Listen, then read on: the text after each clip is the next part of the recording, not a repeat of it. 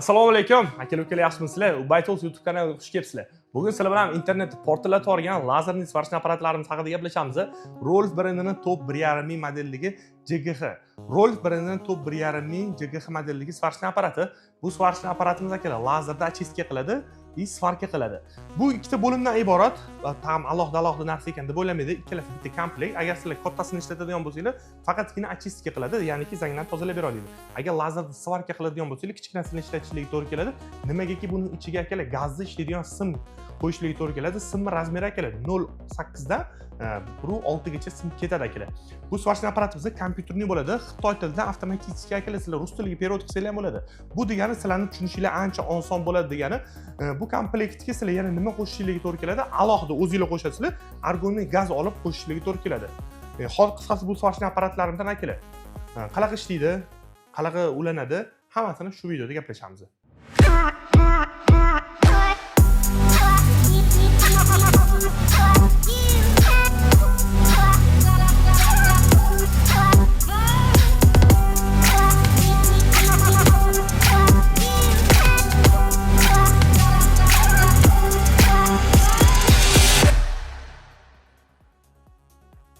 Komplektda nimalar chiqadi akalar? Qaranglar.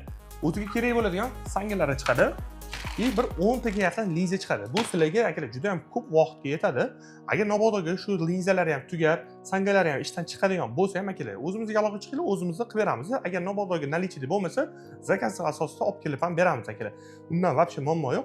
Akalar, buni o'zini simini men sizlarga uzunligini tushuntirishim uchun menimcha qisqasi juda ham uzun akalar. Juda ham uzun. Biz o'ylaganimizdan ancha uzun.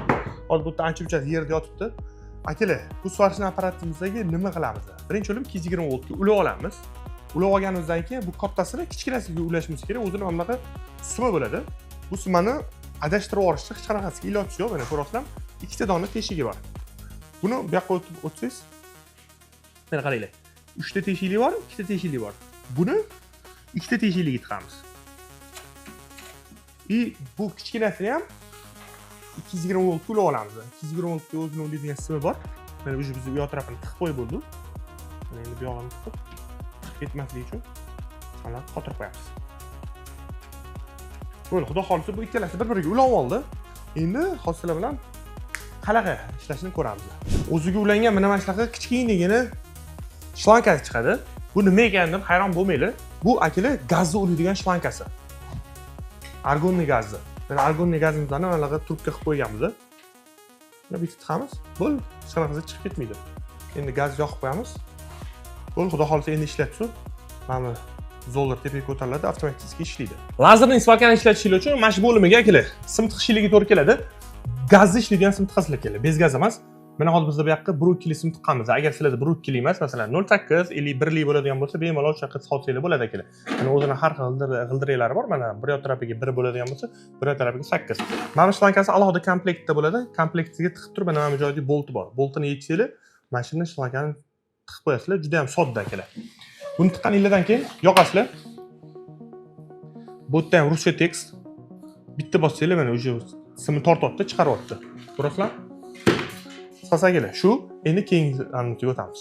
Bu lazerli svarchni apparatimizni o'zini o'zi sovutish uchun kerak sizlar bu yoqqa 10 litrga yaqin suv solishingiz to'g'ri keladi. Mana shu yerda bakka o'xshagan qopqosi bor. Ta'minotga benzin solib o'tirmanglar akalar. Bu gapim hazil. Buni o'zingizlar ham prekrasni bilasizlar. Bu yoqqa akalar solganingizdan keyin mana bu yoqda o'zini uruyini bor. Shu uruyini fullda yoki normalda to'xtatishingiz kerak bo'ladi. Bu suv shu o'zini o'zi sovitishiga yordam beradi. Endi sizlar bilan bitta kompyuterni bitta ko'zdan kechirib chiqamiz. Bu yerda qanaqa ishlaydi, birgalikda ko'ramiz. Yo'qdi.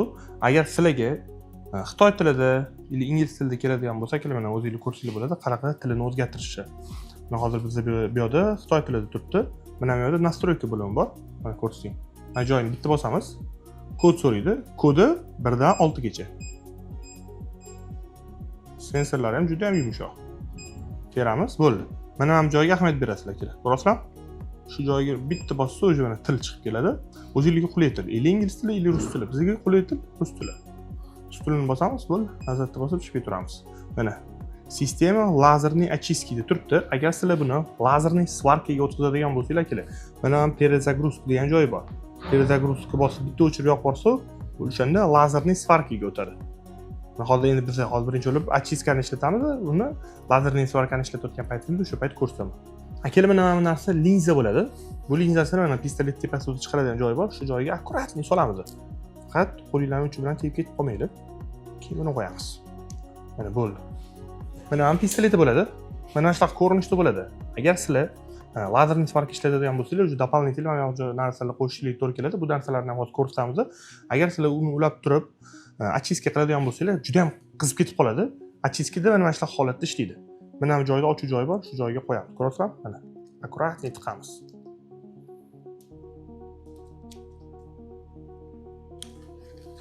Mana kirdi. Yaxshilab qotirib qo'yamiz. Qotdi. Bu linza sizlarga ancha vaqtga chidaveradi akalar. Bo'ldi, mana shunday holatda sizlar ochiska qilasizlar. Agar lazerda svarka qiladigan bo'lsangiz, o'zining naполнительный sangalari bor, shu sangalarni qo'yib turib ishlatasizlar. Akalar, bu yerda yana bitta tushunib oladigan narsa bor. Yaqinroq kelasizlar. Mana qaranglar. Ochiskani qilish uchun sizlar qay darajada kuchli ochiska qilishingiz kerak. Bu asosiy narsa bu vatt bo'ladi. Mana protsessga kiramiz. Protsessga kirganingizda sizlarda 1000 watt turgan bo'lishi mumkin, 500 watt turgan bo'lishi mumkin. O'shani o'zingizga qarab to'g'rilab olasizlar. Masalan, bizda hozir 500 watt bilan 1000 watt turibdi. 1000 watt biz o'zimizga to'g'rilab qo'yganmiz. Agar masalan sizga 800 watt bilan 500 watt bilan kerak bo'ladigan bo'lsa, mana nastroykaga kiramiz. 1 2 3 4 5 6 ni bosamiz. Mana bu yerda watt degan joy bor. Mana shu joyga kirib turib, o'zingizga to'g'ri kelgan uni to'g'rilab olasizlar. Masalan, 800 watt. 8 watt. Mana bo'ldi, shunday bo'ldi. Nazarda bosib, to'g'ri saqlanib boshlab kerak. Biz nazarda bosib ketamiz. Chunki bizga 1000 watt kerak bo'ladi. Protsessda 1000 watt turibdi. Shuni o'zingizga to'g'rilab olishingiz kerak bo'ladi. Mana bu lazer degan knopkasi bor. Shuni bitta bosib, bo'ldi, xudo xolasa apparatimiz ishlashga tayyor. Endi buni sizlar bilan bitta ochiska qilib ko'ramiz. Mana, men yog'ini ko'rasan, zang bo'lib turibdi. Shu zangni tozalaymiz sizlar bilan.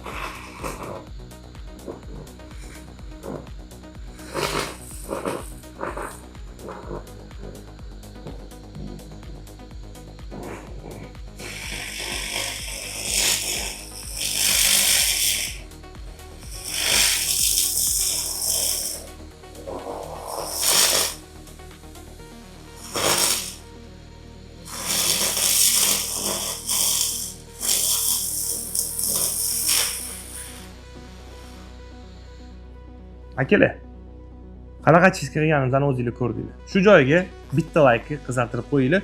Qay darajada yaqin olib kelsanglar, shunchalik zo'r ochiska qilib beradi. Agar sizlarga o'rtacha ochiska kerak bo'ladigan bo'lsa, sal uzoqroqdan ishlataverarsizlar. Agar sizlar faqatgina buni zanglagan metallga ishlatinglar, lekin agar kraska bo'ladigan bo'lsa, akalar, kuyib ketishi, yonib ketishi ehtimollari bo'ladi. Shuning uchun kraskali metallga emas, zanglagan metallga ishlatganinglar nur ustiga a'lo nur bo'ladi. Ehtiyot bo'linglar akalar. Odamga hech qachon bu narsani qaratib bosmanglar. Jonli narsaga vaqti qaratmanglar. Qisqasi, faqatgina metallga bu narsani ishlatsanglar bo'ladi. Bu odam uchun juda ham xavfli narsa.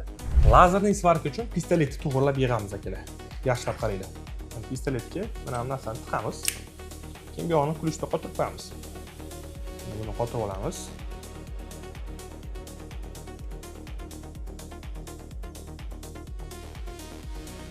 Bu mana mana shunaqa holatda turishi kerak, ko'rasan?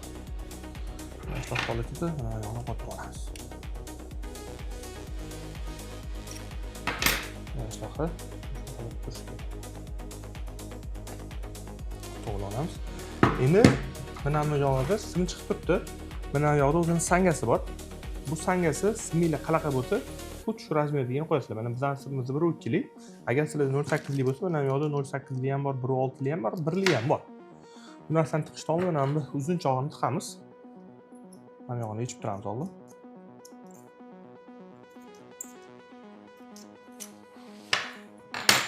Mana boltni yechamiz.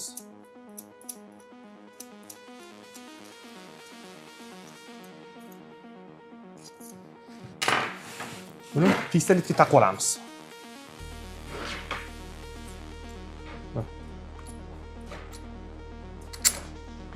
Mana shu holatda turadi.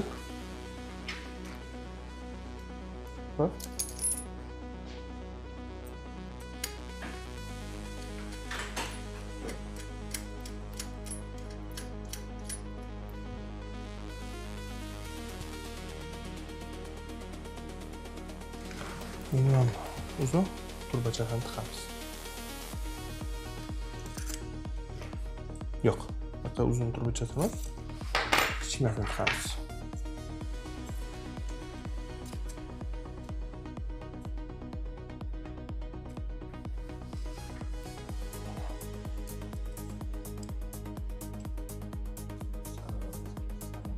Yo'q, bo'lmasaga. Tiqarkan bakili. Tiqib olamiz.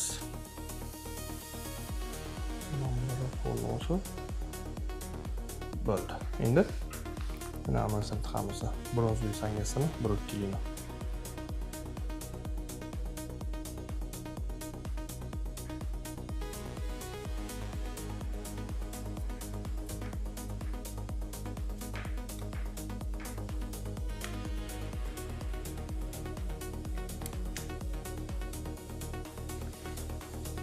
Yaxshilab qo'yib olasiz shuni. Bo'ldi, xudo xolisa. Mana akalar ishlashga tayyor. Mana mana shu bir-biriga tep turish kerak akalar. Mana mana shuna holatda turish kerak. Lazerni isvarka qilish uchun pistoletga yig'ib bo'ldi. Endi kompyuterni bitta nastroykaga qolamiz akalar sizlar bilan. Qaranglar. Sistema lazerni очистки deyapti. Buni sizlar lazerni isvarkaga o'tkazishlik kerak. Mana bu yerda перезагрузка degan joyi bor. Продолжать deb bosasizlar и o'chirgin deyapti. O'chiramiz. И yana qayta yoqamiz. Avtomatik sistema lazerni svarkaga o'tdi. Bu yerda mana bunaqa funksiya bor, liniyani tagida akalar. Bu funksiya uzub svarka qilsanglar bo'ladi yoki-da liniyani to'xtatmasdan svarka qilsanglar bo'ladi. Mana masalan hozir ne перерывный dotdi. Bu degani demak uzub. Masalan to'liq. Mana точный svarka degani bu mana точка berib turib svarka qiladi. Mana buni o'zingizga to'g'rilab turib qolasizlar. Mana bizda masalan точный svarka qilamiz endi. Xudo xolisa mana ishlashga tayyor. Endi bitta sizlar bilan svarkani tekshirib ko'ramiz. Mana shu uголок temirimizni hozir sizlar bilan lazerni svarkada svarka qilib ko'ramiz.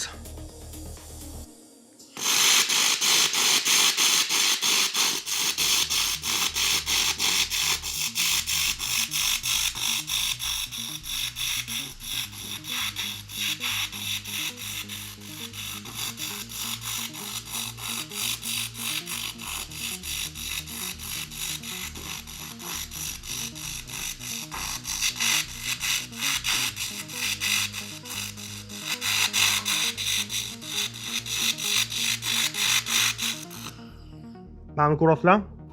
Ideal darajada svarka qilib qo'ydi akalar. Kamera qay darajada yetkazib beryapti? Lekin mana chutki qilib svarka qilib qo'ydi akalar. Qisqasi, svarka apparatimiz Rolf brendiniki. Bu svarka apparatlarimiz haqida men sizlarga to'liq ma'lumot berdik deb o'ylayman akalar. Videomiz yoqqan bo'lsa, bitta like bosib qo'yinglar. Bu videoni svarkachi tanishinglar bo'lsa, tez jo'natib qo'yinglar. Bu svarka apparatimiz sizlarga kerak bo'ladigan bo'lsa, pastda nomerlar qoldiramiz, aloqa chiqinglar. Eng zo'r narxlarda faqat sizlar uchun beramiz. Videomiz yoqqan bo'lsa, bitta like bosib